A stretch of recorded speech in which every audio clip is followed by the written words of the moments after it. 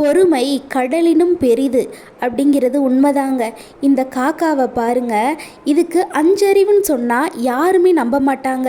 ஏன் 6 அறிவுன்னு சொன்னால் கூட நம்ப மாட்டாங்க. 7 அறிவுன்னு சொன்னால் கூட இதுக்கு மிகையாகாது. ஏன்னா பாருங்க, எவ்வளவு அறிவா ஒரு செங்கலை எடுத்து அந்த வால்நெட்டை போட்டு உடைக்க முடியலை. தொடர்ந்து முயற்சி பண்ணது முடியலை.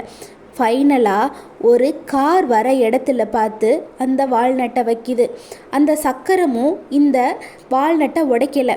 மறுபடியும் தன்னுடைய முயற்சியை கைவிடாமல் மாற்றி வச்சு லாஸ்ட்டாக பார்த்தீங்கன்னா ஒரு கார் அந்த வால்நட்டை உடைச்சிருச்சு.